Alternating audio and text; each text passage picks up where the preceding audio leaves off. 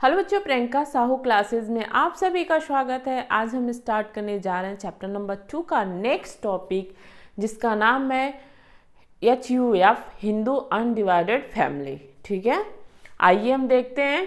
Hindu undivided family को joint Hindu family business भी बोलते हैं।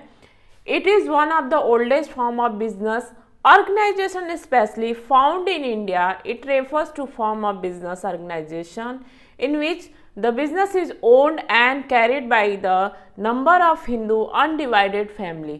यह वह बिजनेस होता है जो फैमिली के मेंबर ही इसको क्या करते हैं, रन करते हैं, और कोई तीसरा पर्सन, बाहरी पर्सन नहीं रन करता है। फैमिली के जो एल्डेस्ट वन होते हैं वही इस बिजनेस को चलाते हैं। ओन और मैनेज किया जाता है किसके द्वारा? जो फैमिली के मेंबर हैं उनके द्वारा। The basis of membership is the business in birth in a particular family and 3 successive generation can be the member in the business।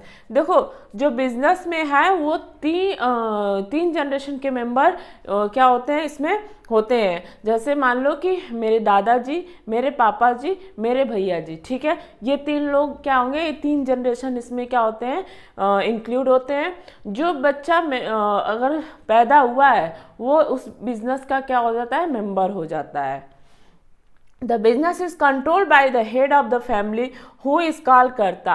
इस बिजनेस का जो बिजनेस को कौन कंट्रोल करता है, कौन चलाता है? कर्ता चलाता है। कर्ता कौन होता है? जो बिजनेस, जो फैमिली मेंबर का हेड होता है। जैसे मेरे दादाजी, दादाजी के बाद कौन चलाएगा? मेरे पापा जी, ठीक है, जो सबसे बड़े होते हैं वही इस बिजनेस को चलाते हैं।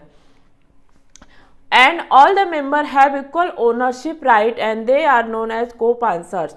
देखो, जितने भी मेंबर होते हैं सबके पास इक्वल होता है, इक्वल राइट होता है, ओनरशिप राइट होता है। और इसमें देखो, जो कर्ता होता है उसकी जो लायबिलिटी होती है अनलिमिटेड होती है, और बाकी जितने मेंबर हैं उनकी लायबिलिटी क्या होती है, लिमिटेड होती है। कर्ता का क्या होता है, लास्ट में अगर मान लो कोई डेप्थ हो गया, कोई बिजनेस में कोई कर्ज हो गया और बिजनेस बंद होने के कगार पे आ गया, तो उसको अपनी पर्सनल एसेट भी सेल करके कर्ज को क्या करना पड़ता है, भरना पड़ता है।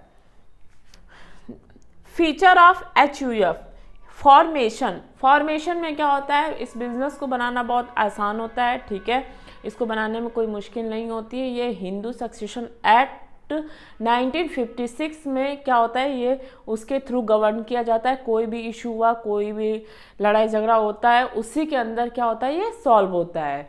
इसके बाद देखेंगे हम लायबिलिटी। लायबिलिटी में क्या होती है, जो कर्ता होता है, जो बिजनेस को कंट्रोल करता है, जो चलाता है, उसकी लायबिलिटी अनलिमिटेड होती है। बाकी जितने मेंबर हैं उनकी लायबिलिटी लिमिटेड होती है। नेक्स्ट है कंट्रोल। कंट्रोल किसके द्वारा किया जाता है? कर्ता के द्वारा किया जाता है। जो वो बोलेगा वही सही है, ये वाली बात होती है यहाँ पे। माइनर मेंबर, जो व्यक्ति या जो बच्चा जन्म लेता है तभी से वो बिजनेस का क्या हो जाता है, मेंबर हो जाता है। नेक्स्ट है कंटिन्यूटी।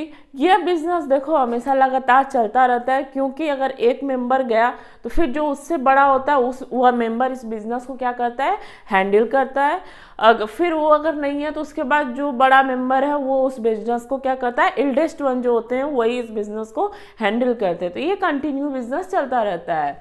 नेक्स्ट है merits of HUF, limited liabilities of members. जो करता होता है वो सारा लायबिलिटी, मतलब जो करता होता है सारा कंट्रोल, दौड़ भाग उसके हाथ में होता है, ठीक है, जितना दौड़ भाग है सब उसके हाथ में होता है। तो जो और मेंबर है उनकी लायबिलिटी क्या होती है, लिमिटेड होती है। Increase loyalty and corporation. देखो, इसमें लॉयल्टी होती है, इसमें कोई वो नहीं होता है, इसमें लॉयल्टी अच्छी होती है, लोगों में कॉर्पोरेशन होता है, तभी ये बिजनेस चलता है। कंटिन्यू बिजनेस एग्जिस्टेंस, ये बिजनेस कंटिन्यू चलता रहता है। ऐसा नहीं है कि अच्छा, जैसे आप सोल प्रोप्राइटरशिप पढ़ रहे थे तो एक व्यक्ति अगर बिजनेस चला रहा है, कुछ हो गया बाय चांस, तो क्या होता है, वो बिजनेस बंद कर देता है। लेकिन यहाँ पे ऐसा नहीं है। यहाँ पे अगर एक व्यक्ति चला रहा है, जो करता है, जो हेड चला रहा है, अगर वो खत्म हो गया, वो नहीं है, बाई चांस उसकी डेथ हो गई, तो उसके बाद क्या होता है, जो उसके बाद जो एल्डेस्ट वन होते हैं वो बिजनेस को क्या करते हैं, चलाते हैं, ठीक है। अब देखेंगे इफेक्टिव कंट्रोल। जो भी कंट्रोल होता है वो कर्ता के द्वारा होता है, सबको मानना पड़ता है। Demerits of HUF, limited resources. देखो यहाँ पे जो रिसोर्स होता है लिमिटेड होता है, ठीक है। तो नेक्स्ट अब देखेंगे हम डोमिनेंस ऑफ कर्ता। देखो कर्ता क्या होता है, वो कहता है भाई जो हम बोल रहे हैं वही सही है, बाकी किसी का वो कुछ सुनता नहीं है, ठीक है। कर्ता जो कहता है वही कहता हम सही है। नेक्स्ट है अनलिमिटेड लाइबिलिटी ऑफ कर्ता। कर्ता का जो लाइबिलिटी होती है वो अनलिमिटेड होती है।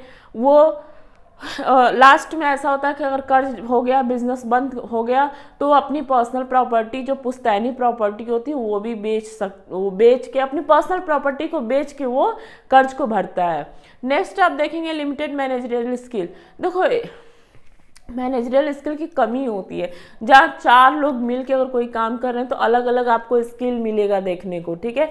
लेकिन यहाँ पे क्या होता है, करता ही मैनेज करता है, कंट्रोल करता है, तो एक व्यक्ति के पास कितना ही स्किल होगा, सेलिंग, मार्केटिंग, एडवर्टाइजिंग, हर प्रोडक्शन करना चीज़ों का, हर चीज़ का स्किल तो नहीं हो सकता, लिमिटेड ही स्किल का एक व्यक्ति होता है, ठीक है। तो इसलिए यहाँ पे जो स्किल होती है, मैनेजरियल स्किल होती है वो लिमिटेड होती है, ठीक है। इस वीडियो में हम इसको यहीं तक रखेंगे, नेक्स्ट वीडियो में डिस्कस करेंगे नेक्स्ट टॉपिक। तब तक हमारे वीडियो बने रहिए, हमारे चैनल को लाइक कीजिए, सब्सक्राइब कीजिए, शेयर कीजिए। Thank you so much.